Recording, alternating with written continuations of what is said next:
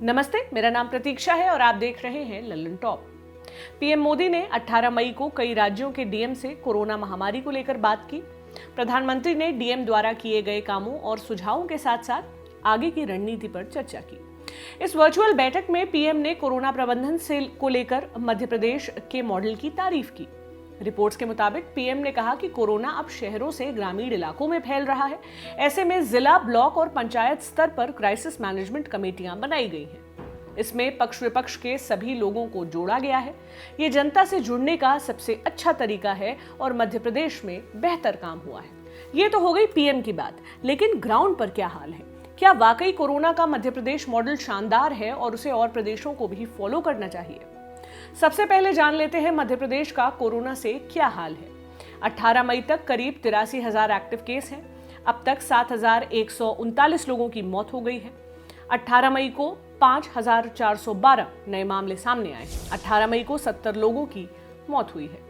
इंदौर, भोपाल, ग्वालियर, जबलपुर और रतलाम जैसे जिले सबसे अधिक प्रभावित हैं। मध्य प्रदेश में कोरोना संक्रमण दर में गिरावट है। पॉजिटिविटी रेट 7.7 तक पहुंच गई है, लेकिन जिस स्पीड से गिरावट है वो सवालों के घेरे में है। मध्य प्रदेश में पिछले एक महीने में औसतन टेस्टिंग में खास कमी या कुछ खास बढ़ोतरी नहीं नजर आती है, लेकिन संक्रमण दर पिछले एक महीने में 25% से घटकर 8% से कम पहुंच गई है। अगर आप एक महीने के डेटा को देखते हैं तो कुछ मौकों को छोड़ दें तो सिर्फ गिरावट नजर आती है। ऐसे में कई एक्सपर्ट्स इस पर सवाल उठा रहे हैं। लोकेंद्र सिंह सोलंकी मध्य प्रदेश के जन्म मृत्यु पंजीयन विभाग के उपायुक्त हैं। दैनिक भास्कर ने इनसे बातचीत की है। 3 सवाल पूछे हैं। इन सवालों और लोकेंद्र सिंह के जवाबों को देखिए। दैनिक भास्कर का सवाल, इंदौर नगर निगम मृत्यु प्रमाण पत्र की संख्या क्यों छिपा रहा है? लोकेंद्र सिंह का जवाब, ऐसा नहीं है, अभी कोरोना के आंकड़े संकलित नहीं हो सके हैं। अखबार का अगला सवाल, आप तो ऑनलाइन सर्टिफिकेट जारी कर रहे हैं, ऐसा कैसे संभव है कि कितने लोगों की मृत्यु हुई इसका पता नहीं चलता? लोकेंद्र सिंह का जवाब, ऑनलाइन सर्टिफिकेट का प्रोसेस अलग है, संख्या बिना परखे नहीं जारी कर सकते। दैनिक भास्कर का सवाल, आंकड़ा छुपाने के लिए सभी मुक्तिधाम कब्रिस्तान से रजिस्टर हटवा लिए गए। लोकेंद्र सिंह का जवाब, संक्रमण न बढ़े इसके लिए शासन के निर्देश पर व्यवस्था की गई। भास्कर की रिपोर्ट के मुताबिक इंदौर की बात करें तो मुक्तिधाम का रिकॉर्ड नहीं दिया जा रहा है। हर दफा कोरोना कर्फ्यू जैसे कारण बताकर डेटा बताने से इनकार कर दिया जाता है। दैनिक भास्कर की रिपोर्ट बताती है कि सरकारी रिकॉर्ड के मुताबिक मार्च और अप्रैल के महीने में नॉन कोविड मौतें करीब 3 गुना तक बढ़ी हैं, लेकिन हर मौतों का कारण क्या है सरकार ये नहीं बता रही है। सरकार के पास इस सवाल का कोई जवाब नहीं है कि भोपाल में मार्च में कोरोना से 912 मौतें हुई, वो अप्रैल में बढ़कर 2,758 पर कैसे पहुंच गई। इसी तरह इंदौर में मार्च से अप्रैल में 745 मौतों का आंकड़ा 2,378 पर कैसे पहुंच गया। सरकार के मुताबिक मार्च से लेकर 18 मई तक पूरे प्रदेश में सिर्फ 3 दिन ऐसे हैं जब कोविड से मौत का आंकड़ा 100 को पार किया है, लेकिन भास्कर की रिपोर्ट इस सरकारी दावे की धज्जियां उड़ा रही है।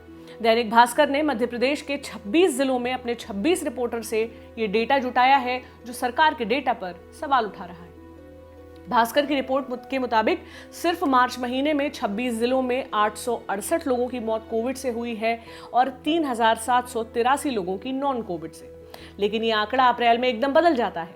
अप्रैल में नॉन कोविड मौतों का आंकड़ा 11,002 पहुंच जाता है, जो कि सवालों के घेरे में है। अप्रैल महीने में कोविड से 10,599 लोगों की मौत हुई।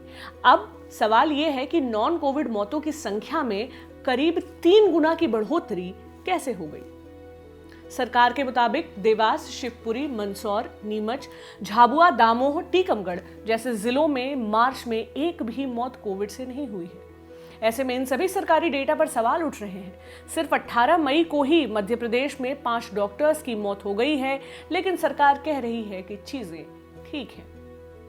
दैनिक भास्कर की रिपोर्ट के मुताबिक कोरोना की पहली लहर के दौरान जिला अस्पतालों में सीटी स्कैन मशीन स्थापित करने की बात कही गई थी, लेकिन कोरोना के मामले कम होने शुरू हुए तो अधिकारियों ने इसे ठंडे बस्ते में डाल दिया।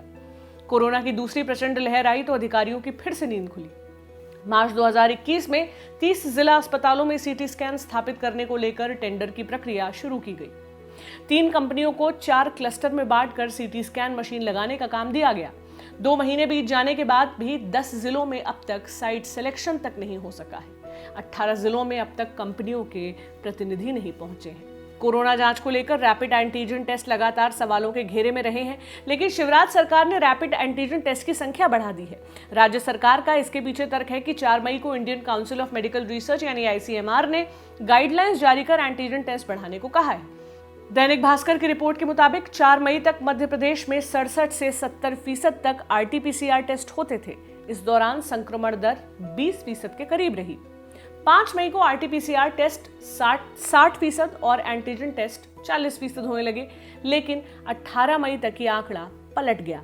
RT-PCR महज 40% तक रह गए और एंटीजन टेस्ट 60% तक पहुंच गए।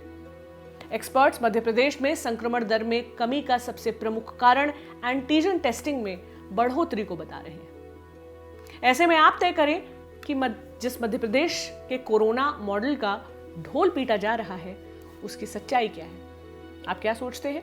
ये जानकारी हमें कमेंट बॉक्स में जरूर बताएं। मेरा नाम प्रतीक्षा है। शुक्रिया।